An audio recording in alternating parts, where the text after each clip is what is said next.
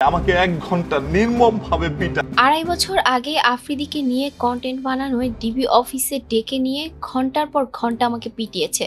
পুরোটা সময় ভিডিও কলে যুক্ত ছিল তৌহিদ আফ্রিদি। শুধু তাই নয়, হাত পা চোখ বেঁধে নির্যাতন চালিয়ে মাফ চাইতে বাধ্য করেছে। এভাবেই কথাগুলো বলছিলেন কন্টেন্ট ক্রিয়েটর সায়েম।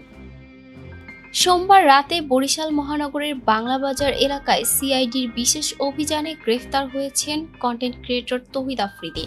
গ্রেফতারের পর থেকেই সোশ্যাল মিডিয়ায় সয়লাব আফ্রিদির নানা ভিডিও। সাবেক ডিবি প্রধান হারুনের সঙ্গে তার ব্লগ ছাড়াও ধীরে ধীরে প্রকাশ্যে আসছে নানা অভিযোগ, যা শেয়ার করছেন অনেকেই।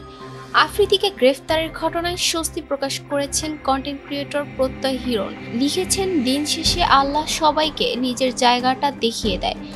প্রত্যয় হিরণের পোস্ট শেয়ার করে আরেক কন্টেন্ট ক্রিয়েটর স্বপন আহমেদ লিখেছেন, শুধুমাত্র প্রত্যয় হিরণ বা স্বপন আহমেদ না, এরকম 20-30 জন মানুষের সাথে আফ্রিদি এমন করেছে, এমনকি যাদের সাথে এক প্লেটে খাবার খেয়েছে তাদের সাথেও।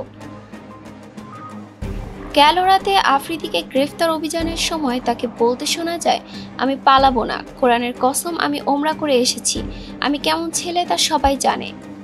এদিকে গ্রেফতারের পর রাতেই তৌহিদ আফ্রিদিকে ঢাকায় আনা হয়েছে। তার 7 দিনের রিমান্ড চেয়ে আবেদন করলে 5 দিনের রিমান্ড মঞ্জুর করেছে আদালত। এর আগে গেল 17 আগস্ট একই মামলায় গ্রেফতার করা হয়েছে তৌহিদ আফ্রিদির বাবা মাই টিভির চেয়ারম্যান নাসির উদ্দিন সাথীকে।